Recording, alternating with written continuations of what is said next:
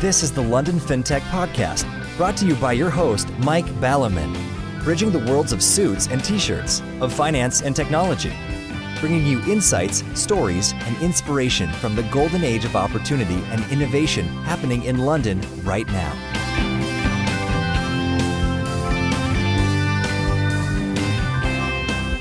Hi, this is Mike Ballerman, and this is a milestone London FinTech Podcast episode number 200, brought to you in association with Smart and the enlistedboard.com. A lot, to put it mildly, has changed since episode 001 back in 2014.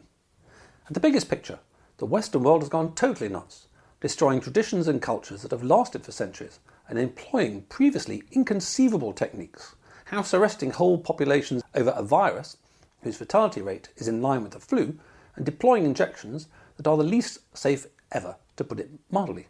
The UK, for one, is now rolling this programme out to ever younger children who are not at risk. Evil stalks the world, for sure. However, we have covered this mega big picture in the 2020 LFP New Year special on the coup of the self-styled elites, and in the 2021 LFP New Year special Global Governance and the Plans for Technocratic Neo-Feudalism. We have also recently covered the vital, if you missed it, dive into the heart of FS in terms of what is its essence, what is the nature of money and where is it going, LFP197, snappily entitled Money in the 21st Century, Ballooning Printing of Fiat/QE/MMT/Government Debt, CBDCs, Crypto, De-Dollarization, Hyperinflation and Gold, with Monaco 64, which has certainly proved prescient. So, let's leave all that behind and dive into the deeper nature of technology. I get hundreds of incoming emails a month from PRs of technology companies, so I'm well acquainted with how technology is conceived and how it is portrayed. However, I feel there is a real lack of understanding of what it actually is.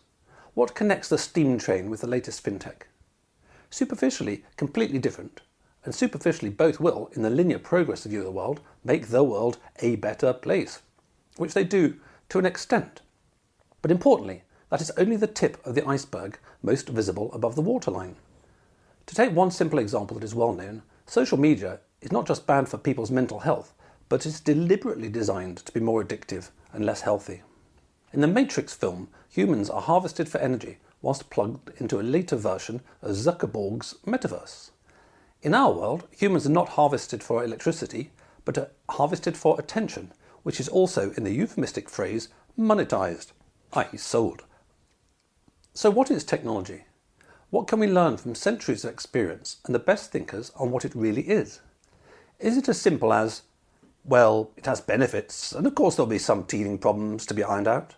Or do we, like interweb technologies perhaps, just pile layers and layers of technologies on top of each other to create a wobbling Tower of Babel? Is technology really value neutral? You know, the old a knife can kill or cure argument. Or does it always lead humanity in a certain direction? Poetically put, is all technology just a Lilliputian thread constraining and conditioning the human soul that little bit more? What is the appropriate response? My argument is that we should not, and indeed cannot, be naively technophilic nor technophobic.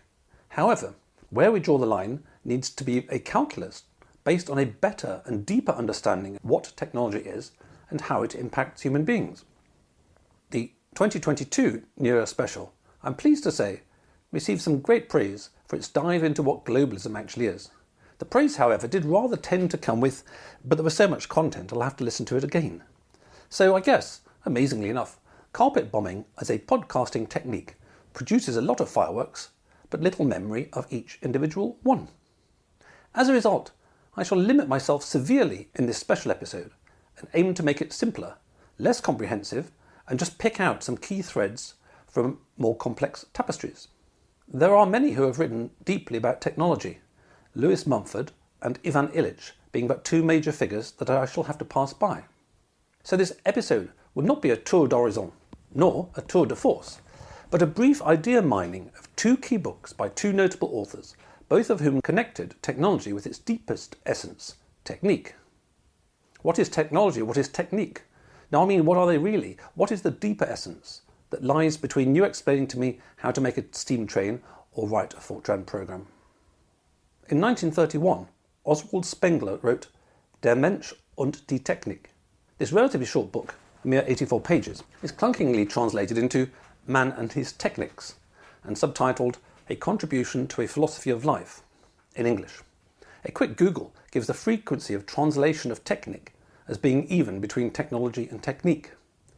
It is one of the first books, or rather I don't know of any earlier, to situate the nature of technology in technique as well as warning about the dangers that technology poses to culture. Interestingly for the LFP, Spengler lionizes the vital role of the entrepreneur in society, as we shall see.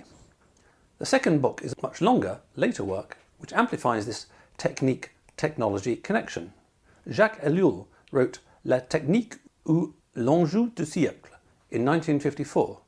Again, translations into English are clunky, the technological society being clearly not a translation of technique. A better translation might perhaps be technique or the dilemma of the century, which keeps the emphasis on its nature as a dilemma. Jacques Ellul was a super prolific writer who managed to write another 59 books in his lifetime, something I'm sure he couldn't have done, talking of modern technology's impact on the human being, if he'd spent all day on TikTok. We'll wrap up the show with some philosophical reflections on living in a super technological age. In writing this episode, I have certainly changed my position in one major respect, now regarding the technology as neutral in itself argument as only trivially correct. Sure, the outcome of a given technology tends to depend on the intent behind its use, basically whether that intent is pro-social or anti-social. However, even that trite perspective is not completely accurate.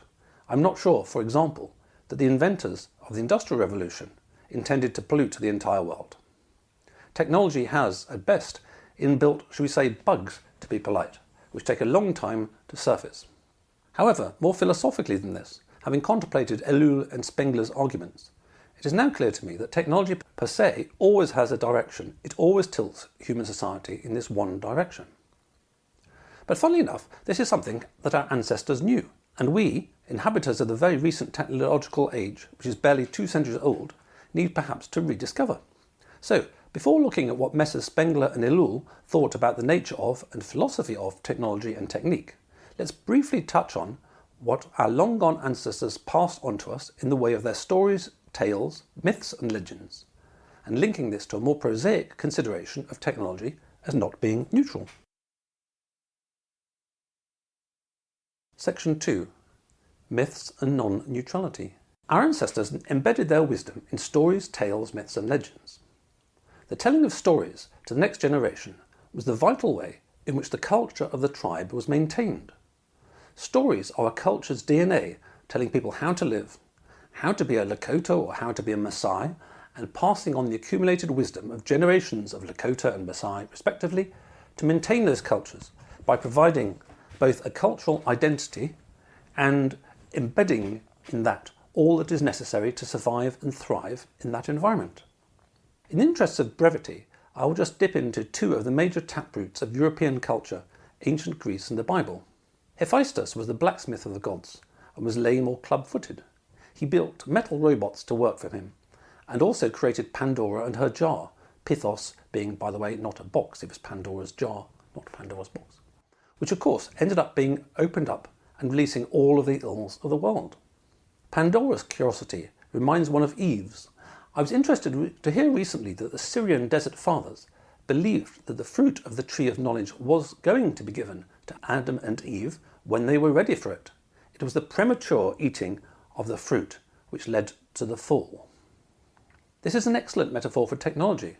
In a parallel dimension, maybe there is a race of human beings on Earth who maintain the perspective of certain Native American tribes and consider the impact of any decisions on the next 7 generations to come. In such a society, they would only introduce, say, printing presses or social media when they've done the cost-benefit analyses, when they've considered the outcome on society, and when they've ironed out the inevitable downsides of new techniques/technologies. Such a parallel universe of human beings would, for sure, perceive us as being insanely hasty. We are definitely the let's give this a go species. We press the button and then we find out what the consequences are by living through them. Mind you, come to think of it, there are some of those beings living on Earth right now in the form of the Mennonite communities in North America. Better known perhaps as the Amish subgroups, they totally consider the impact of technology on their society, their culture and their people. Curiously, it even appears that doing this over the centuries has made them more stable, more sane and a happier community. That's funny. A notable example recently was their consideration and rejection of a well-known injection, along with nigh on refusing to allow sick family members to be isolated in hospitals, believing that being surrounded by caring friends and family is a major source of comfort and speeds recovery. And to think that the Amish are often portrayed as being odd. We are surely the odd ones. Talking of biblical traditions, cities were created by the sons of Cain, he who topped his brother out of jealousy. In the extra-canonical Book of Enoch, man is taught technology, for example metallurgy, by demons, by fallen angels. I'm not sure of any connection here, but in Northern European mythology, dwarves, those who mine beneath the earth and produce technology, often have a dual-edged nature, being powerful but not always to be trusted. So, even a brief reflection shows us that our ancestors, thousands of years ago, were aware of, shall we say, the trickster nature of technology, that man hastens to it all too rapidly, being more full of curiosity than wisdom, and that technology comes to us from not entirely benevolent sources. Moving on from mythology to a more prosaic examination of the concept that technology is not neutral per se, we should note that technology always seems to lead to a centralisation of its power in the hands of a few, not the many, along with an omnipresent trend, whatever the technology, to give power to people ever further away from you and your community geographically. Two notable hat tips from English Social History of Resistance to Technology go to the Luddites and the Fen Tigers, the latter having conducted a pretty successful guerrilla war for centuries to stop and to slow down the draining of the fens. But in terms of the centralising nature of new technologies, we could equally fast forward to Bitcoin, which was deliberately designed to avoid centralisation, but has ended up being concentrated in a handful of Chinese mining entities. It is a cliché to say that technology is a double-edged sword, a knife being able to kill or in the hands of a surgeon cure. We equally all know that one of society's problems now is not perhaps digital technologies per se, but, like all new technologies, man ends up with greater power, and many of the problems we see right now are caused by this power being grabbed by bad actors, be it gazillionaire owners of social media platforms who want to make yet more money by driving people ever deeper into mental anguish, and who want more power by tilting the results of elections just because they can, or, on the other hand, politicians who, enabled by technology, this couldn't have happened in an Anglo-Saxon village, for example, report upwards and conspire globally to house arrest their populations and reduce them to a technological neo-feudalism. But this power grab angle is only part of the equation. As I've oft lionised on this podcast, Ian McGilchrist has got this sorted. I saw recently that his Master and the Emissary book was called by John Cleese the most important book he'd ever read in his life. And in passing, there were some excellent YouTubes of those two in conversation. Real old-school Brits. Technology embeds technique, which we shall now turn to in the words of Spengler and Ellul. The deepest reason for technology's non-neutrality is, to put it simply, that it makes us more left-brained. It hands our power to the emissary, not the master, in terms of our right hemisphere. Something that gives us a clue for our wrap-up section about living as a rounded human being in a technological age. To briefly summarise, for those of you who haven't heard me refer to McGilchrist before, he writes that in all creatures, the left hemisphere is about detail, precision, pieces. It is Newtonian, atomistic. It only sees what it expects to see and is very clear about its conclusion.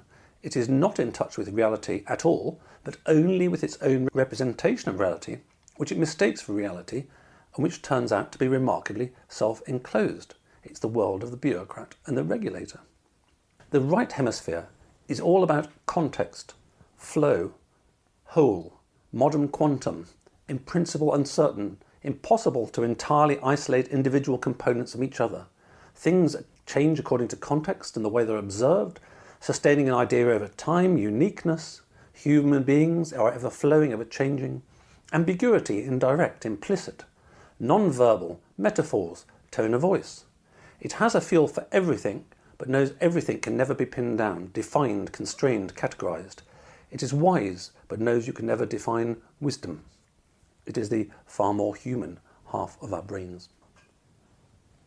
Furthermore, to the ever-increasing acceleration of technocratic insanity and implosion of the human soul, witness the epidemic of mental health crises, there is a feedback loop at work here. The more that we engage with ever more omnipresent technology, the more we are required to lean towards left brain modes of being. For the past 2 years, I have had to come to my desk and turn a computer on rather than meet a human being. The very act of using a computer, of quotes meeting unquotes people as just a bunch of pixels on a screen, pushes me and everyone else ever more into left brainism and away from what might call the nature of beingness, existence, the real, not the tools. Opponents of the machine culture that is eating us alive portray technology as a thing, but so do its proponents. For example, Kevin Kelly, the co-founder of Wired and the author of a book entitled What Technology Wants, writes, "The technium wants what we design it to want and what we try to direct it to do, but the technium has its own wants. It wants to sort itself out, to self-assemble into hierarchical levels, just as most large, deeply interconnected systems do.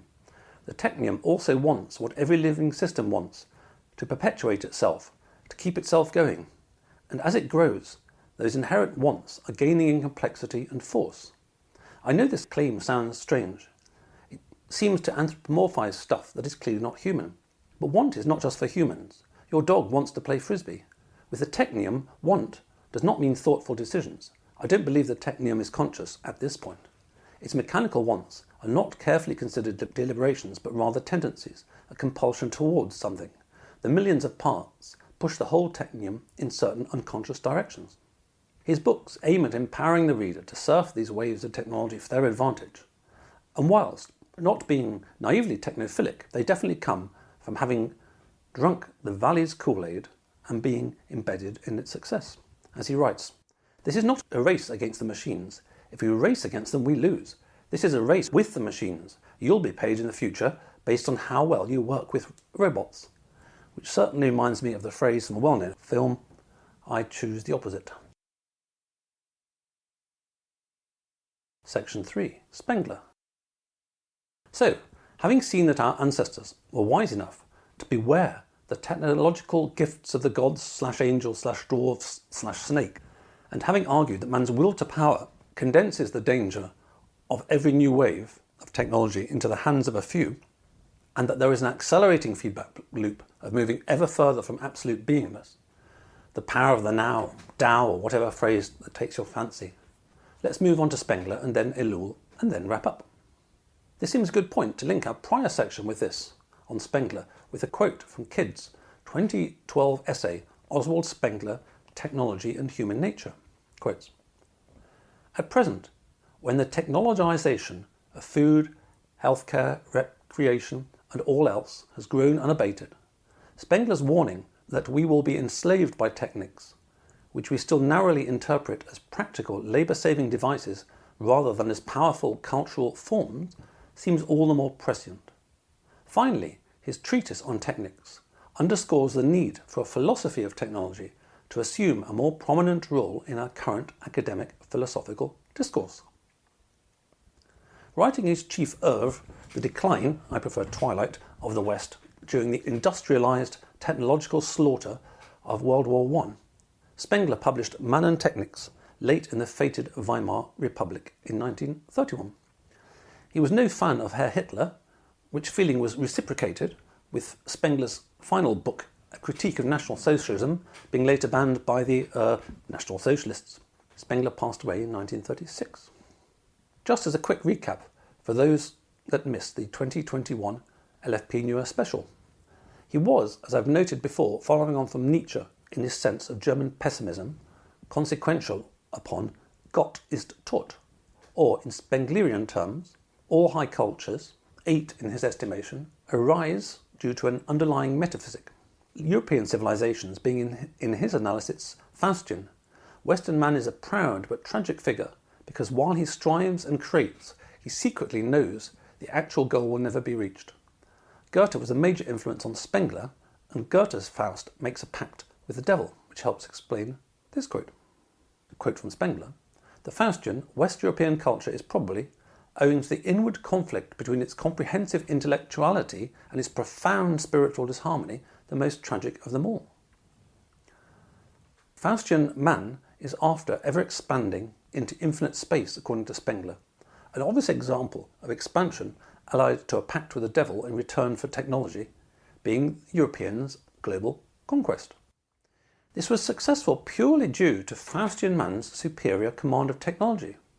So, for example, if the Spanish had arrived in South America and met locals who had Gatling guns, the rest of history would have been rather different.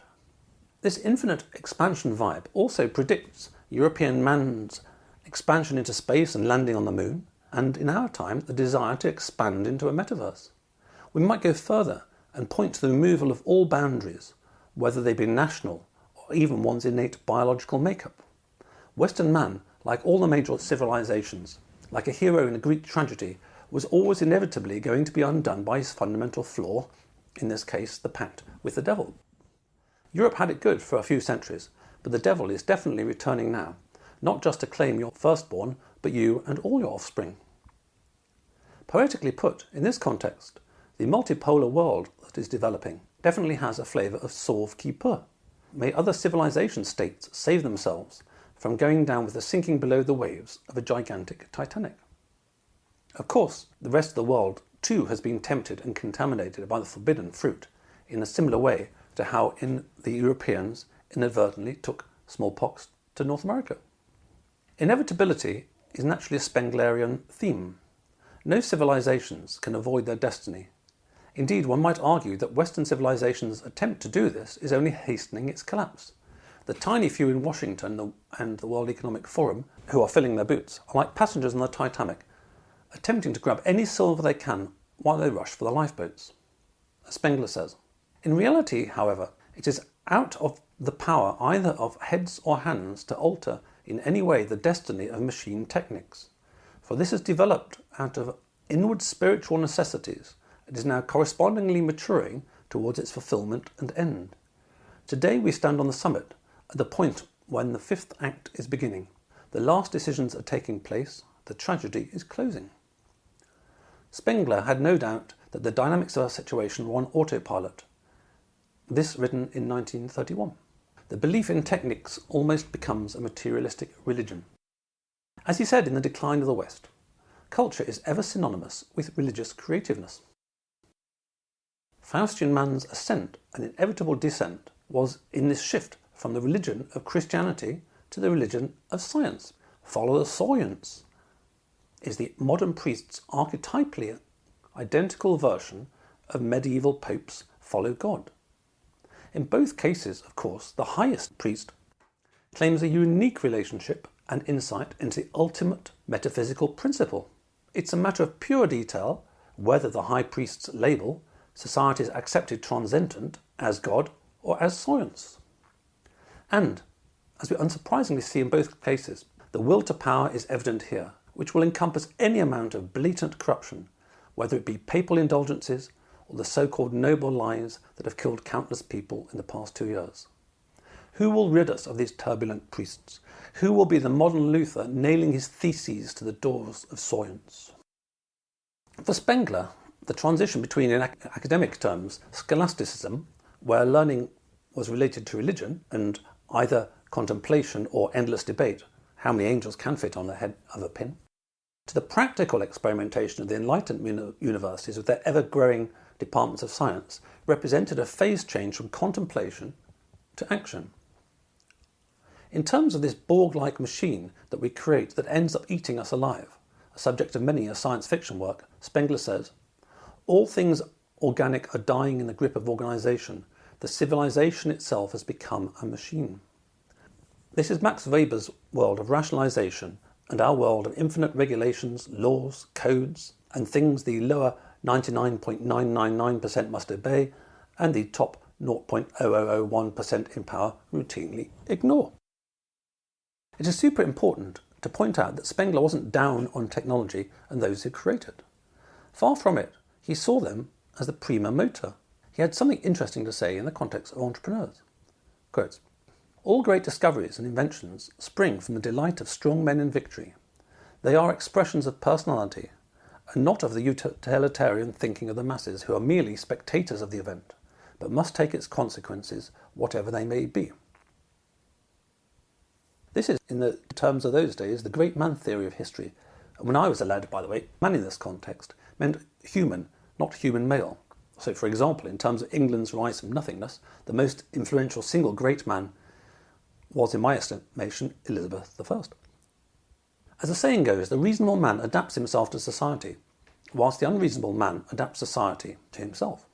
However, it is, in this picture, only the unreasonable man who ever changes society. For better or for worse, of course.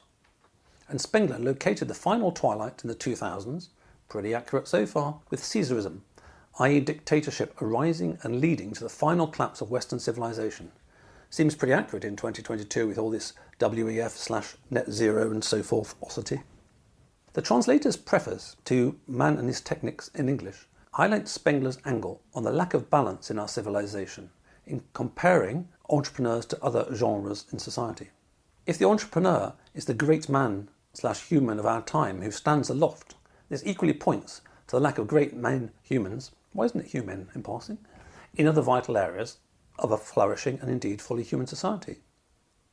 Quotes, "Whereas the superior human being in bygone times could have been an artist or a religious leader, Spengler underscores that in our present civilization it is the grand entrepreneurs, the inventors and the engineers of an immensely complex technical system in the making who will be able to claim this distinction.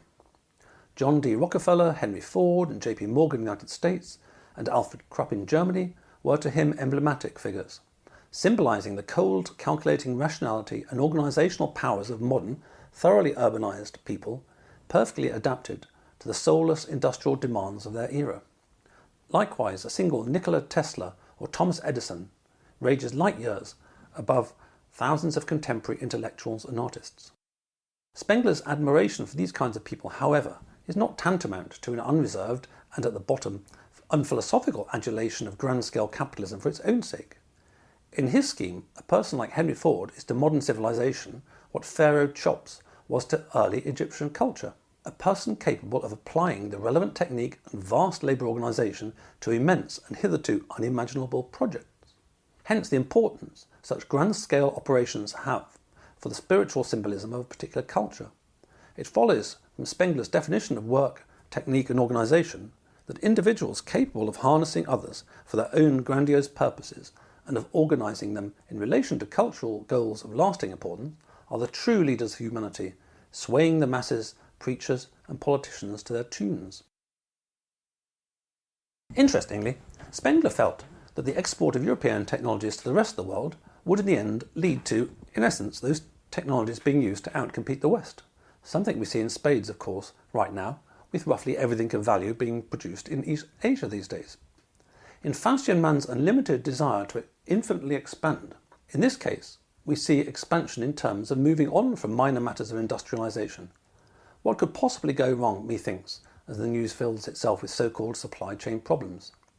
Back to old school, unexpanded localism, there were no supply chain problems when the butcher, the baker and the candlestick maker all operated on the high street. We need to note Spengler's innate use of the evolutionary angle, his whole morphology of civilizations being to treat them as growing, then dying organisms. As a philosopher, Spengler has much to say about this connection between technique and technology that I pointed to earlier. As he says, lions use technique in chasing and catching their prey, so technique is not the sole preserve of mankind. However, lions can only utilize innate techniques. The fundamental difference is that man can create new techniques, and therein lies the rub. Lions over time have evolved new techniques as their prey to evolve new techniques. These techniques in the case of animals are embedded allegedly in the DNA, or perhaps more likely in the relevant morphic field. And in this Darwinian world, some mutations of lion/technique don't make it, and some do. Compared to the leisurely and the stable evolution of lions and gazelles strategy, the dynamics of human technological evolution are anything but stable. Ever since we started creating machines that could create machines, with industrialization, we have stepped on the evolutionary fast-forward button big time. Lions 2 centuries ago were pretty similar to today, but man is not. Man stores his latest great idea of technique embedded in technology, or laws, regulations, stories, and much more. In the digital case, technique isn't even embedded in physical objects, but into a non-physical, more abstract realm. There goes Faustian man again, always stretching the boundaries into new spaces. And European thinking having colonised almost the whole world, it needed to move beyond physical space. But back to the fast-forward button having got stuck on. If you lived in, say, the 12th century, pretty much anywhere on the planet, your great-grandparents could tell you pretty much all you needed to know about life and what to do to thrive and survive, the rate of change being relatively low. Humanity thus, as a gross simplification, always had time to adapt relatively smoothly to new techniques and technologies, which, to put it mildly, we do not in the 21st century. We're dragged backwards through hedges at a vast speed. This how do we cope angle leads nicely onto another précis from the translator's preface on the practical import for us human beings. Quote, "The question of how to either play an active role in a Western tragedy entering its final act, or to lamentably perish as a passive victim of the universal mechanization that is to be its general theme, is at the heart of man and his techniques." Section 4. Jacques Ellul. Curiously, Ellul's elaboration of technique and technology is rarely related to Spengler's elaboration 2 decades prior. Almost as if, for some reason, French reviewers in the early 1950s didn't like to refer to good ideas coming from Germans. Ellul himself credits his introduction to the idea to a conversation with Charbonneau in 1935. Aldous Huxley was a great fan of the French philosopher-cum-sociologist Jacques Ellul, saying that Ellul was, quote, "making the case I tried to make in Brave New World." Ellul published La technique ou l'enjeu du siècle, Technique or the Dilemma of the Century, in 1954. Ineptly entitled in its English translation as The Technological Society, Ellul was much more focused on how we make technique sacred, be it in technology or in domains such as government or psychotherapy. As Ellul argues, humanity lives in a world of technique, not nature, especially in cities, which increasingly exclude all but a token presence of the natural. Quote, "Technique has become the dominant factor in the Western world, so that the best name for our society is the technicist society. It is on technique that all other factors depend. Technique is no longer some uncertain and incomplete intermediary between humanity and the natural milieu. The latter is totally dominated and utilized in Western society. Technique now constitutes a fabric of its own, replacing nature." A further quote, "Technique has penetrated the deepest recesses of the human being. The machine tends not only to create a new human environment, but also to modify man's very essence. The milieu in which he lives is no longer his. He must adapt himself, as though the world were new, to a universe for which he was not created. He was made to go 6 kilometers an hour, and he goes 1,000. He was made to eat when he was hungry and to sleep when he was sleepy. Instead, he obeys a clock. He was made to have contact with living things, and he lives in a world of stone. He was created with a certain essential unity, and he is fragmented by all the forces of the modern world." Look at a young person in a coffee shop today, and you will see someone lost in the world of technique, in a virtual world of stimulus response. Ellul was not against technology per se, but against the underlying state of mind, as it were, that is best embodied in technology, hence my linking to McGilchrist on brain anatomy. James Fowler, in his 2000 A Synopsis and Analysis of the Thoughts and Writings of Jacques Ellul, emphasized that there has been much misunderstanding of Ellul in the English-speaking world as a result of the poor translation of technique into technology in the title, the two words being neither the same in French nor in English. Quotes, "Ellul's issue was not with technological machines, but with a society necessarily caught up in efficient methodological techniques. Technology, then, is but an expression and byproduct of the underlying reliance on technique, on the proceduralization whereby everything is organized and managed to function most efficiently and directed towards the most expedient end of of the highest productivity. Fowler continues. But the place of technique began to change dramatically in the 18th century, with a quest for efficient procedures to find the one best means in every human endeavour. By the 19th century, the bourgeoisie recognised technique as the key to their material and commercial interests. The industrialised technical employment of technique became a monster in the urbanised and technological society of the 20th century, the stake of the century, as Ellul termed it. Technique became the defining force, the ultimate value of a new social order in which efficiency was no longer an option, but a necessity imposed on all human activity. Technique became universally totalitarian in modern society, as rationalistic proceduralism imposed an artificial value system of measuring and organising everything quantitatively rather than qualitatively. Like cancer in a living organism, the systematisation of technique pervades every cell of our modern technical and technological society. Importantly for us as human beings, though, we tend towards a complete misunderstanding of technique and technology for that matter. Fowler summarises here the angle that I see time and time again in the incoming emails to pitch to be on the LFP, rampant technophilia of the most naive kind. Quotes, "The subtle illusion of this invasive methodology of technique is that people view technology as the liberator of mankind, the operational instrument that sets them free from natural function. In complete contrast, Ellul says that the opposite is the case.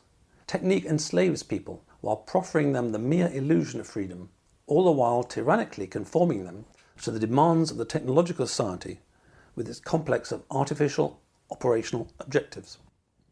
A statement I should remember when I end up having to do an episode in a year or two on recently introduced CBDCs and why, giving central banks and politicians the ability to program your currency and control your spending is not the wonder that they are telling you, but an unprecedented disaster. Work hard, earn money, have most of it stolen from you in taxes, and then be controlled on how you spend the rest, and have it deleted if you support Canadian truckers. Ellul, I think, would have been surprised not in the slightest. I won't make any facile points from either a technophobic or technophilic perspective, but put it this way, pre-laptops and mobile phones, life and business were way calmer, and with a shadow of a doubt, mental health was way better and societies more stable. But there's of course a technological solution to that, allegedly, as Paul Wilk writes in an article entitled Jacques Ellul, Technique and the Digital Age. Quotes, "Ellul worried that the end result would be a gradual erosion of human individuality, spontaneity would slowly vanish, and we would end up the tools of our tools instead of the other way around." Ask yourself, are people in general happier today than before, even after all the advances in technology we've experienced since Ellul's time? Arguably, no, not at all. We can rightly claim that our lives are materially better than ever before in history, but we are still no happier, no matter how full our bellies or how warm our beds are. Famine, disease and war are now more remote than ever, but the existential angst remains. But don't worry, that's merely a problem for technique to solve. Unhappy? There's a pill for that. Too much anxiety? Another pill. Can't sleep? A pill. Too stressed to get an erection? No worries, a tiny pill will fix that. 1 in 6 Americans and Brits take medication for depression or anxiety, and that number is rising, unquote. And in passing, the data on medications for depression is a shocker. It's almost like Big Pharma is more interested in infinite greed than in the health of human beings. Strange. We see the same insanity in the corruption of the ecological movement. As former activist Paul Kingsnorth, who was one of Britain's 10 most dangerous protesters back in the day, says, "The whole thing has been captured by capitalism and technology. An infinite number of issues to do with the environment have been all collapsed into one, the climate scamdemic, and the solution, of course, is more technology, solar panels and wind farms all over the place. And just as with COVID, calculating the real cost-benefit would not be good and is thus suppressed or ignored. All technology comes with attendant problems at a simple material level, let alone human level. I mean, put it into context, we haven't even got over the Industrial Revolution's bugs yet, let alone the digital ones. And as for the great leap forward in comms technology, I just keep recalling the point that the great leap forwards of the printing press, clearly a leap with plenty of benefits, came with massive costs. It led to the creation of a new religion, Protestantism then, and workism now, which led back in the day to millions of deaths in religious wars. The effect of comms right now and longer-term impact of wokeism is yet to be seen, although the short-term impacts are hardly prepossessing. Furthermore, the printing press led to massive witch burning, Malleus Maleficorum, Hammer of the Witches, being the text that went viral. And lo and behold, once again with a great leap forward in comms, we have hysterical mobs ready to cancel someone from their daily existence.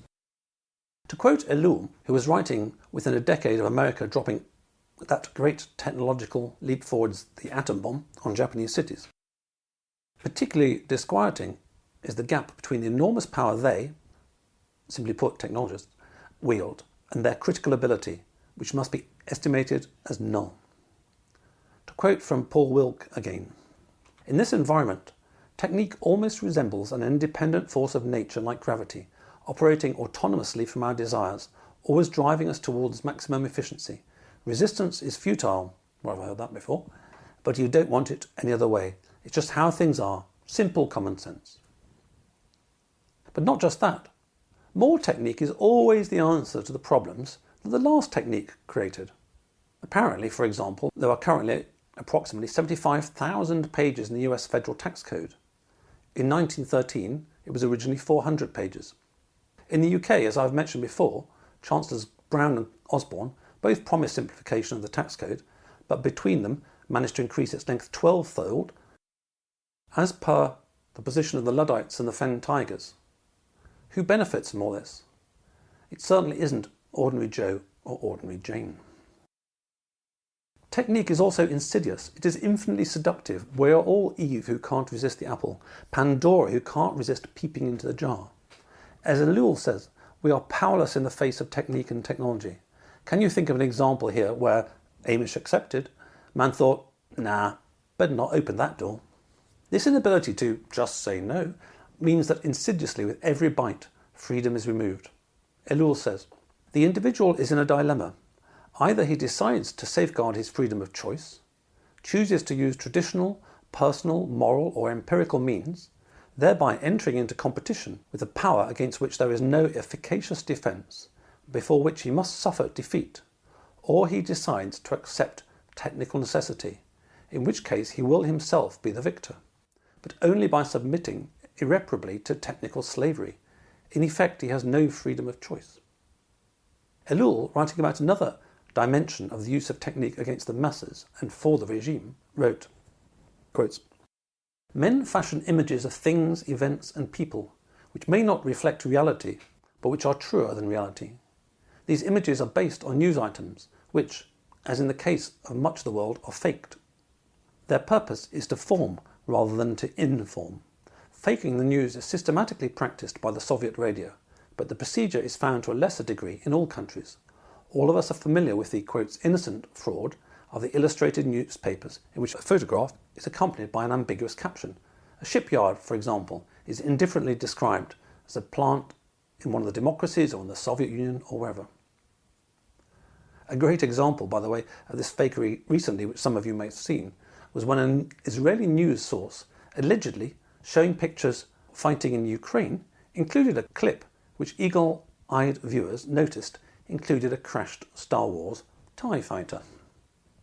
In terms of this lack of freedom and the power it gives to the engineers of human souls, we have seen years of hysteria about the current thing, where the current thing is always changing and always defined by the regime and its propagandists. Ellul predated Guy Debord's excellent 1967 Society of the Spectacle, quotes, this kind of thing represents the first step towards a sham universe. It is also indicative of an important element in today's psychology, the disappearance of reality in the world of hallucinations. Men will be led to act on real motives that are scientifically directed and increasingly irresistible. He will be brought to sacrifice himself in a real world, but for the sake of the verbal universe which has been fashioned for him, which predates the whole Pravda 2.0 and a well-known virus. Ellul writes also, propaganda must not concern itself with what is best in man, the highest goals humanity sets for itself, its noblest and most precious feelings. Propaganda does not aim to elevate man, but to make him serve. It must therefore utilize the most common feelings, the most widespread ideas, the crudest patterns, and in so doing, place itself on a very low level with regard to to what it wants man to do and to what end. Hate, hunger and pride make better levers of propaganda than do love or impartiality, unquote. And also, quotes, if the ruler wants to play the game by himself and follow secret policies, he must present a decoy to the masses. He cannot escape the mass, but he can draw between himself and that mass an invisible curtain, a screen on which the mass will see projected the mirage of some politics, while the real politics being made behind it, unquote. Okay, you get the idea. Technique applies in all dimensions of the modern world.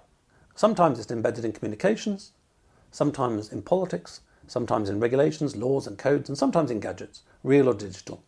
But it is all pervasive.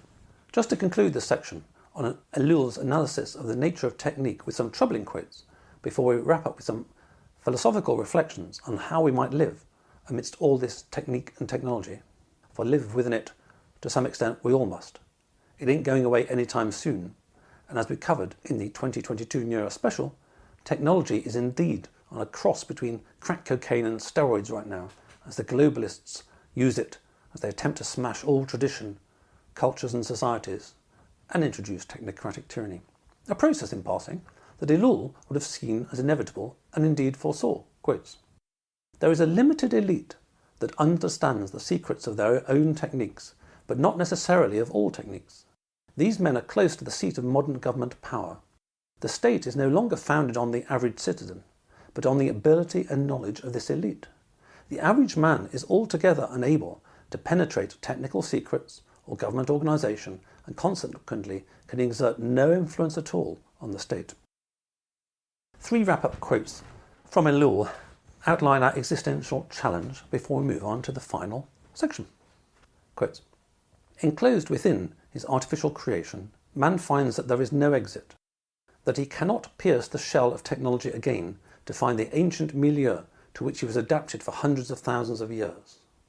In our cities, there is no more day and night, or heat and cold, but there is overpopulation, thraldom to press and television, total absence of purpose. All men are constrained by means external to them to ends equally external. The further the technical mechanism develops that allows us to escape natural necessity, the more we are subjected to artificial technical necessities. Another quote, modern technology has become a total phenomenon for civilization, the defining force of a new social order in which efficiency is no longer an option, but a necessity imposed on all human activity. And final quote, especially relevant for the homeschoolers out there. Quote, education no longer has a humanist end or any value in itself. It has only one goal, to create technicians. Section 5, wrap up. I'd like to thank all you listeners out there and my brand partners of the podcast. Smart is transforming pensions and retirement worldwide. The leading-edge retirement tech platform propelled them to success in the UK. Now they're operating on 4 continents and working with partners like Zurich and JP Morgan. Find out more at www.smart.co. The unlistedboard.com, your guide to entrepreneurial governance and how you can start making your board an engine of growth today. Okay, boy, takes deep breath. What does one do in such circumstances? Good question, well presented, answers on a postcard. Ultimately, humanity will have to wrestle with its latest new powers, and as with all prior great leaps forwards, learn to limit bad actors' abuse. A simple example being that we no longer have children up chimneys cleaning them. The trouble with the world, ultimately, is that processes like that can take a lifetime or lifetimes, and it is our lifetimes right now that matter to us. However, we're all individuals and not societies or civilizations. To take a metaphor, the North Atlantic definitely flows northeastwards, but individual molecules within it may be going in all sorts of idiosyncratic directions. And in the same way, we don't have to head in the same direction as our entire society. What we can practically do depends on our individual countries and circumstances and indeed ability to change countries. For sure, the New World Order won't be precisely one size fits all. They didn't even manage that during the scandemic. There were definitely better and definitely worse places to be in. By an amazing synchronicity, having written up to this point yesterday, I retired to the sofa and turned on YouTube, my strongest technological addition and way to overload my brain, to find a discussion between 2 of my favourite thinkers right now, Paul Kingsnorth, who I mentioned, and Canadian icon carver turned symbolic commentator on the modern world, Jonathan Pageau. It is entitled Civilization and Control if you want to check it out. After a mere 1 hour, 20 minutes of conversation, no conclusion was arrived at, but they have some ideas penciled in of plan Bs and plan Cs, somewhat in the context of a kind of off-grid nature. If the situation gets worse, the dissidents will, like the early Christians in their case, have to be somewhat outcast of societies. And off-grid in this context doesn't just mean growing your own potatoes, but off-grid in terms of not using CBDCs and creating communities of mutual, not financial support. Spenglerian quote relates to off-grid, which is definitely a growing thing, as is homeschooling, the educational equivalent. We need to think very broadly in terms of what off-grid might become. Quote, "The Faustian thought begins to be sick of machines.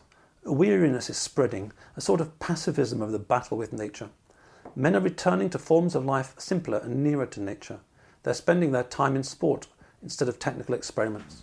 The great cities are becoming hateful to them, and they would fain get away from the pressure of soulless facts and the clear, cold atmosphere of technical organisation." Off-grid in one form or another also reminds me of Julius Evolar's Ride the Tiger, a survival manual for aristocrats of the soul. The tiger being too powerful right now to directly oppose it, either on its physical doorstep or its metaphorical doorsteps of YouTube and Twitter. Talking of Evolar reminds me that if I hadn't been so disciplined, I could have nodded towards our Indo-Aryan heritage and yet another one of his books, Revolt Against the Modern World, Politics, Religion and Social Order in the Kali Yuga. It is unsurprising that Evolar is popular in the ever-swelling dissident circles right now, another of his titles being Men Among the Ruins, post-war reflections of a radical traditionalist, written by the Italian just after World War II. But back to the big picture philosophical perspective. Yes, we are embedded in technique and technology. Yes, we make individual decisions, and will live more or less off-grid depending on whether it gets far worse or not, and indeed whether the machine is successfully opposed. Yes, we are in a period of rapid civilization decline, but as individuals, even in decline, we inherit the strengths of our culture and our ancestor, and also the bugs in that code. Philosophically, what I feel we need to do is to leverage the strengths of our inheritance and look to sort the deficiencies. Naturally, we can't rely on Spengler for cheeriness, his basic line being that we're on an aeroplane which is destined to crash and burn. However, in terms of virtue ethics, the way superior ethics to consumer ethics, Man and Technics ends with an Evola-like aristocratic call to do your duty, to die at your post, something plenty of our ancestors did. Quotes, "We are born into this time and must bravely follow the path to the destined end. There is no other way. Our duty is to hold on to the lost position, without hope, without rescue, like the Roman soldier whose bones were found in front of a door in Pompeii, who, during the eruption of Vesuvius, died at his post because they forgot to relieve him. That is greatness. What it means to be a thoroughbred. The honourable end is the one thing that cannot be taken from a man." A further example of this approach from before Spengler's writing would have been the band on the Titanic, who in the end stopped moving their seats and just played on. This first positive angle is embedded in tradition, what worked well, what our cultural values were. For the British of my day and before, there are plenty of cultural values, Aristotelian virtue ethics that obtain, and I try and honour my ancestors by living by them. It's interesting to note that when I was at school, consumerism and gross materialism wasn't a thing, and for the great masses never had been for the entirety of history. England was pretty poor after being bankrupted by America. We'd given them all of our gold and money by 1941 and had to borrow from them thereafter. At the end of the war, Keynes assured the incoming Labour government, who were gobsmacked to find the parlous state of their finances, especially as they'd promised so much. He assured them that he would get this written off. But America and the banksters said no, and rationing lasted longer in Britain than anywhere else. When I was very young, I still recall playing on bomb sites. The 70s were also a decade of economic disaster. No one had much money to shop. Besides, it was rather déclassé to be too focused on stuff. My school song, for example, included the line, "Die of service, not of rust." No mention of die of making loads of money and shopping in malls. We all have ancestral values of importance in this way. Not only that, but due to childhood programming, we all have those virtues programmed within us at an early age. Over time, I have come to feel that there is a lot of power in our innate ancestry. If we have within us the strength of our traditions and ancestors, then naturally we inherit the bugs in their code. As Spengler said, the biggest imbalance for Faustian man is his spiritual displacement. The key for Ellul was the meaning crisis, one which is only far worse now than in the 1950s. Quotes Ellul, "No one knows where we are going. The aim of life has been forgotten. The end has been left behind. Man has set out at a tremendous speed to go nowhere. Our civilization is first and foremost a civilization of means. In the reality of modern life, the means, it would seem, are more important than the ends." Ellul himself was a Christian anarchist, and as such, his religion and belief were way more important for him as a raison d'etre than worldly matters such as technique and technology. Quotes, "For in a civilization which has lost the meaning of life, the most important thing a Christian can do is to live, and life, understood from the point of view of faith, has an extraordinary explosive force." It's important to note that any language and symbolic way of conceiving of the transcendent is only ever, to use the Zen metaphor, the finger that points at the moon. It is never the moon. In other words, plenty of folks, of course, who are not Christian also experience the extraordinary power of practical connection to the essence of beingness, or, in neutral terms, Eckhart Tolle's power of now. McGilchrist quotes Einstein in agreeing also that we've lost the plot. "The intuitive mind is a sacred gift, and the rational mind is a faithful servant. We have created a society that honours the servant and has forgotten the gift." McGilchrist, by the way, in case you're needing some light reading for the beach, has just published a phenomenal 2-volume, 3,000-page oeuvre, The Matter with Things, Our Brains, Our Delusions, and the Unmaking of the World. Just in case you haven't got time for 3,000 pages, I shall read from the blurb, which, to be honest, is copied online. There's no way I can read that much. Quotes, "Who are we? What is the world? How can we understand consciousness, matter, space, and time? Is the cosmos without purpose or value? Can we really neglect the sacred and divine? In doing so," he argues, "that we have become enslaved to an account of things dominated by the brain's left hemisphere, one that blinds us to an awe-inspiring reality that is all around us, had we but the eyes to see it." He suggests that in order to understand ourselves and the world, we need science and intuition, reason and imagination, not just one or two. They are, in any case, far from being in conflict, and that the brain's right hemisphere plays the most important part in each.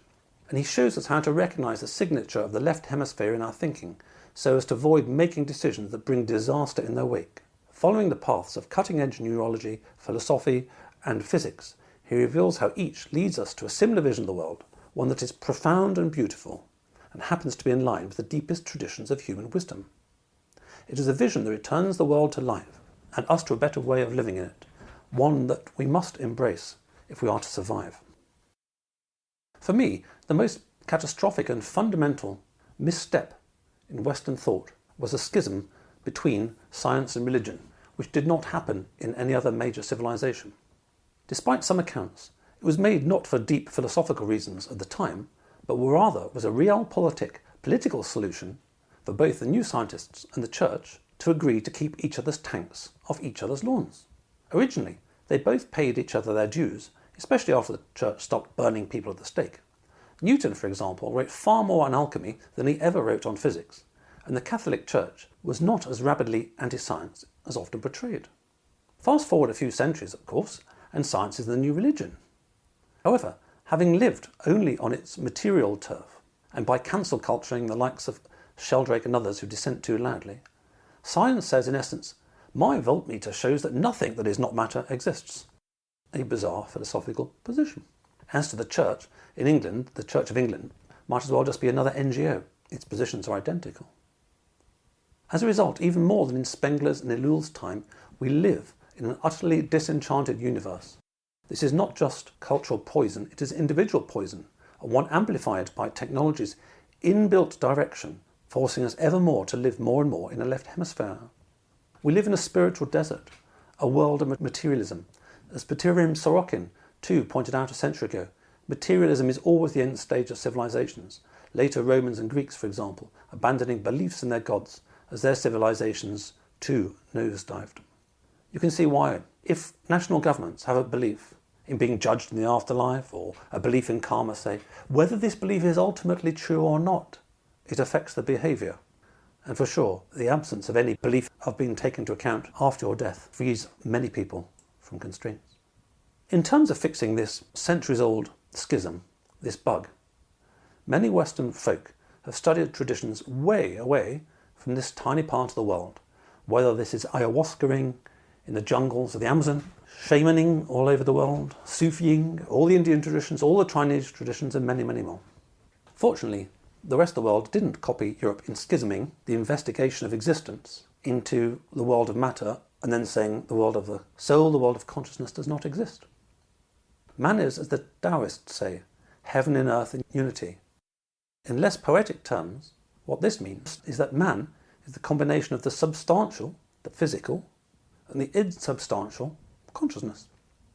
Hamlet was completely right when he said, "There are more things in heaven and earth, Horatio, than are dreamt of in your philosophy." This is back to areas McGilchrist points to in terms of the right brain. Ironically, the reason that so many modern folk do not experience phenomena beyond their own internal narrative is that they are in so contracted an egoic state that, in my terms, their consciousness behaves more like a particle. They feel more like a billiard ball. They know inside their billiard ball.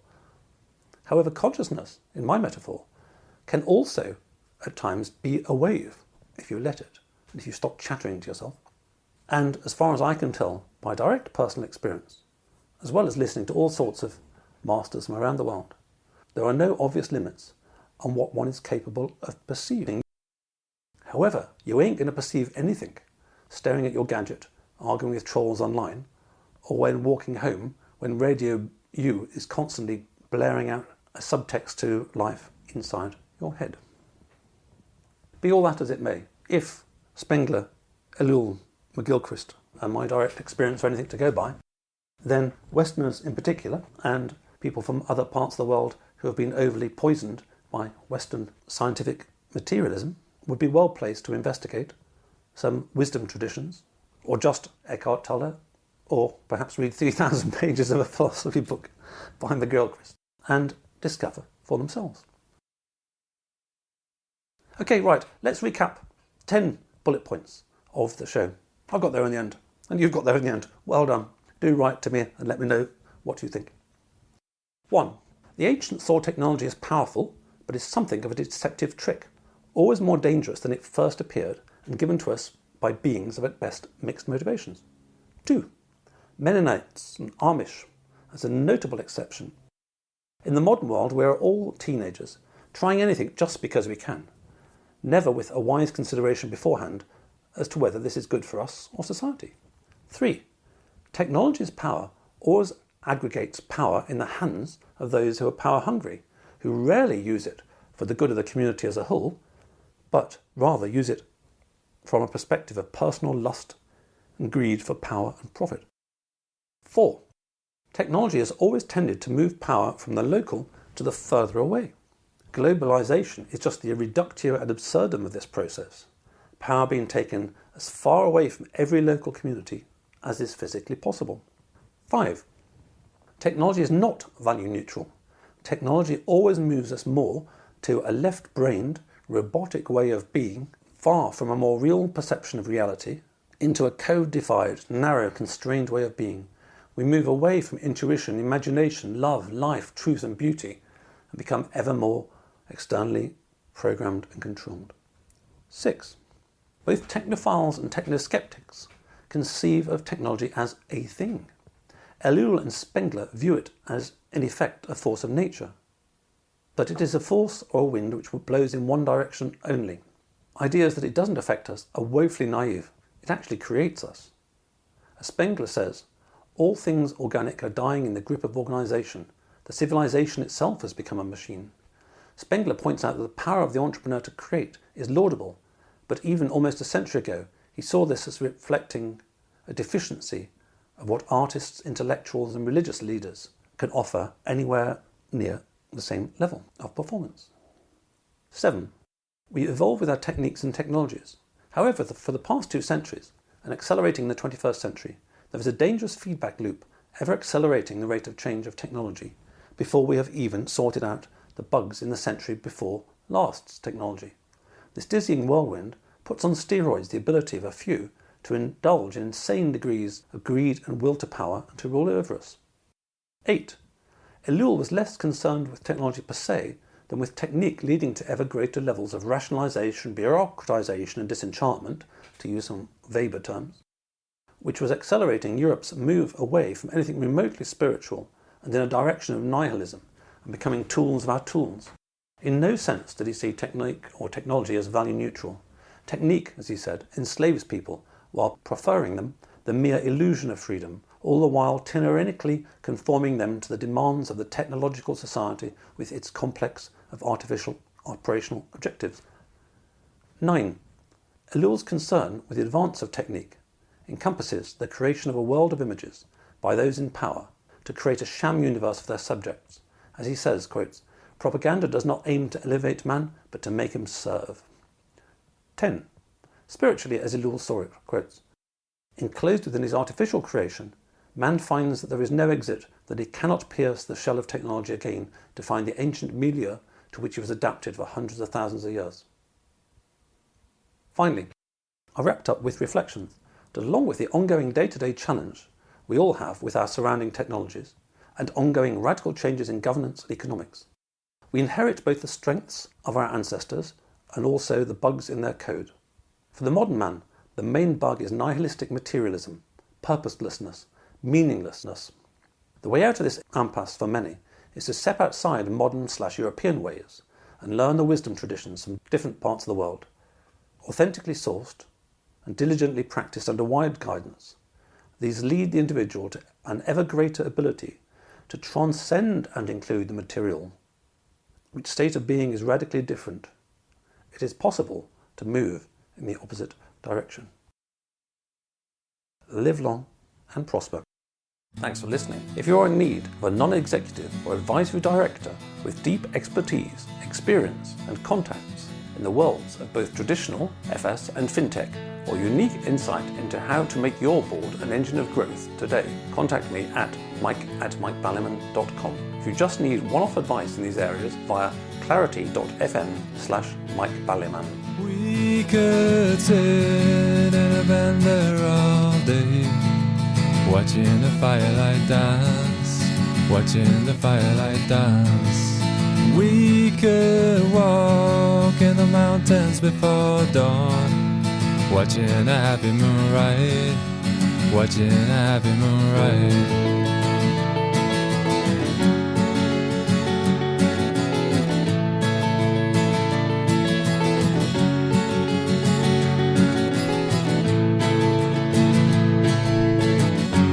Come away from the city, with the tarmac so dead and the people so sad. Come away from the city, with the faces so grey, with the pain of the everyday.